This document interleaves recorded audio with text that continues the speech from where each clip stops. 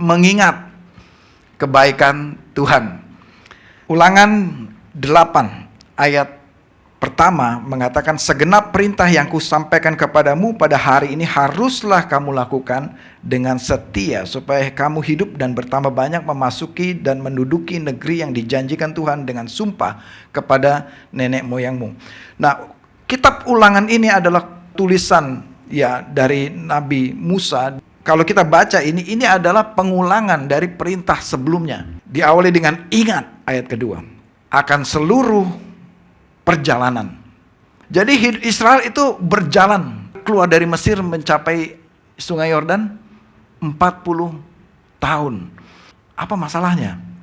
Seharusnya bisa langsung nyampe ke Sungai Yordan, tetapi ada maksud Tuhan. Firman Tuhan kepada Musa ini untuk disampaikan kepada Israel. Israel disuruh mengingat. Yang pertama, Tuhan mendidik bangsa Israel.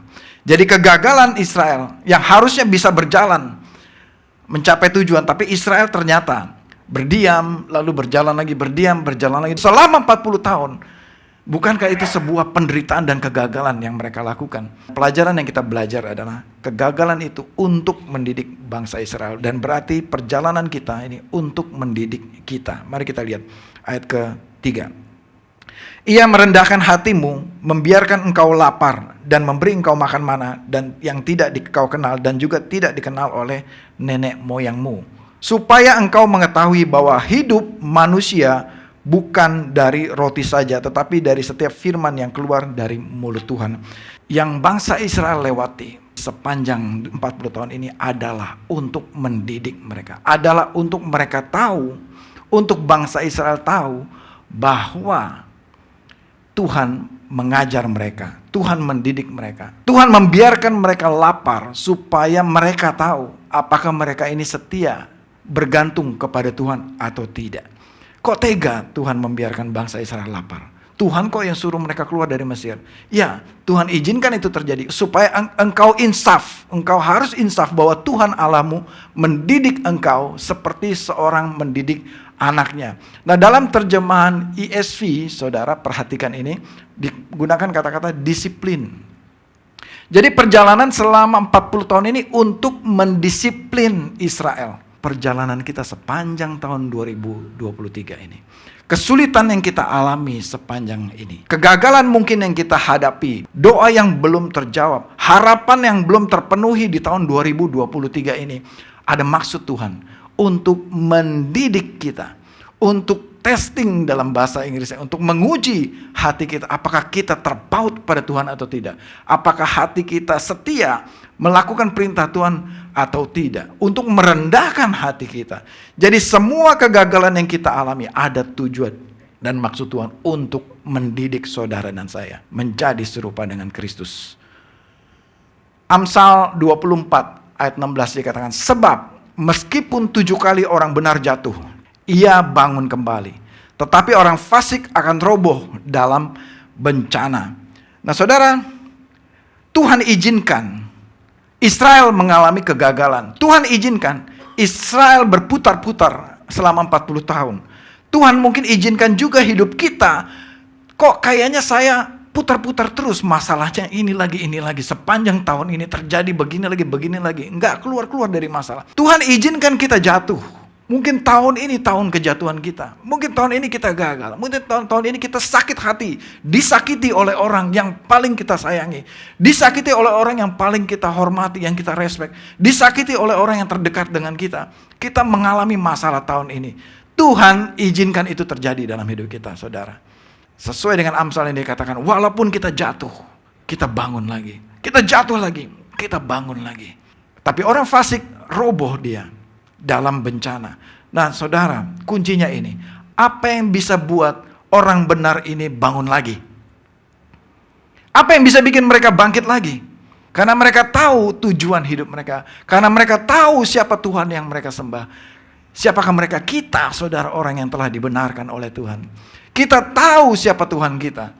Kita tahu kemana kita pergi. Kita tahu arah dan tujuan kita. Kita tahu goal kita mau kemana. Oleh karena itu kita bisa bangkit lagi. Seorang atlet kalau dia jatuh, Dia tahu dia harus bangkit lagi karena ada goal, ada tujuan finish yang harus dia capai sehingga dia bangkit lagi. Nah, saudara, kalau engkau jatuh, kalau engkau gagal tahun 2023 ini, ada pengharapan di dalam Yesus. Ada goal, yaitu Tuhan Yesus, itu tujuan kita. Dengan mata yang tertuju kepada Tuhan Yesus, bangkit lagi. Kalau engkau jatuh tahun ini, bangun lagi. Karena ada Yesus yang bersama-sama dengan kita.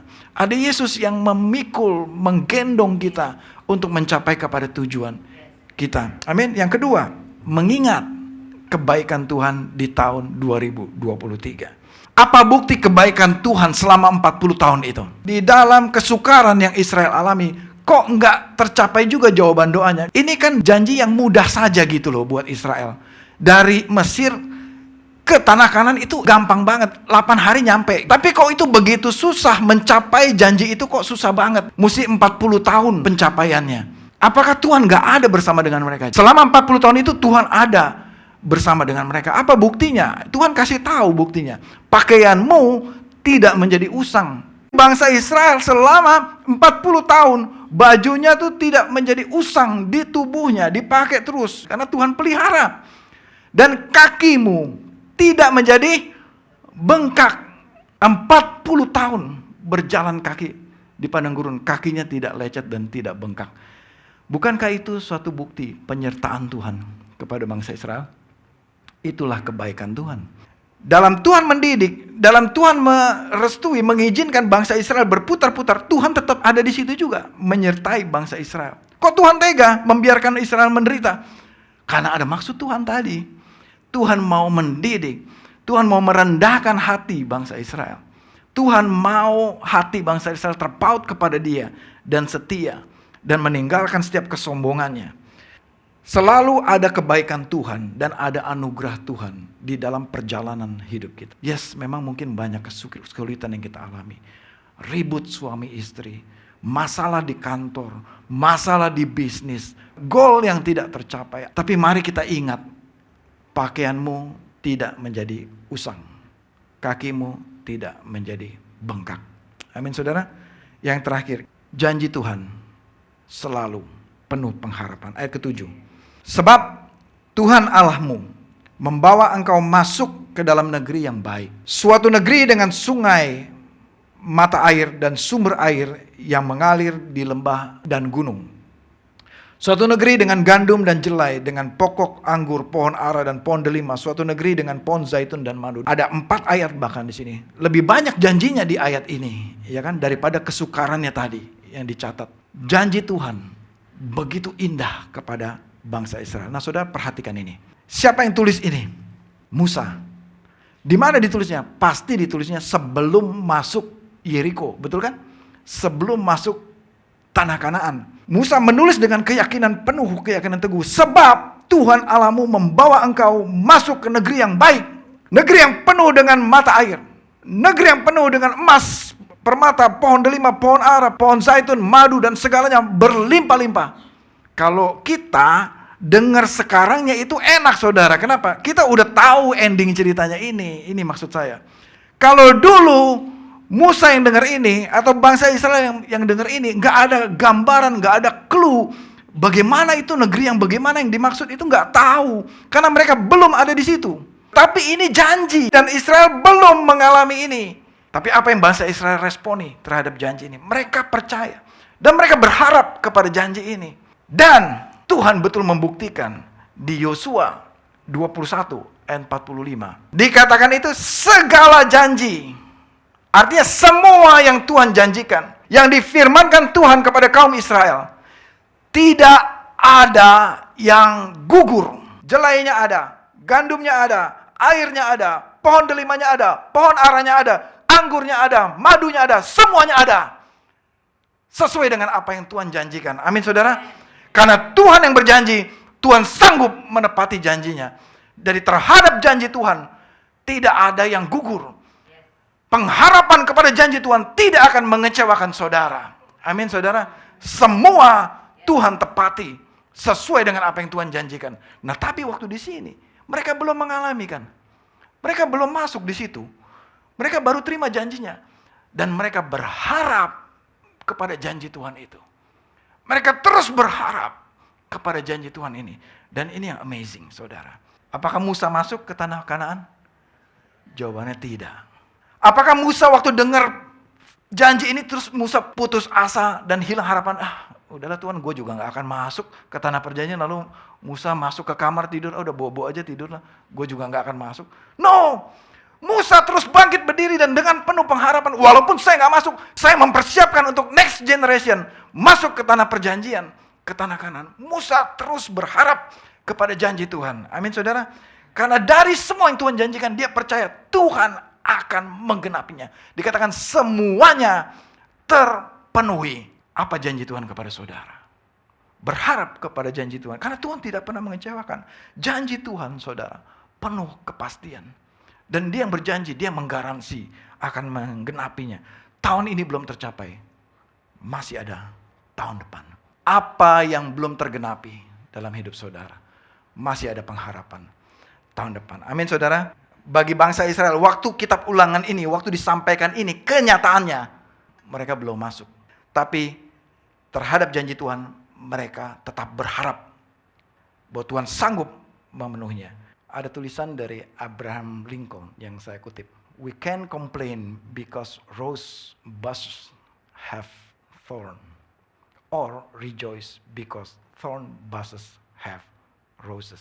Kita dapat mengeluh bersungut-sungut karena semak mawarnya itu memiliki duri, atau bersukacita karena semak duri memiliki mawar.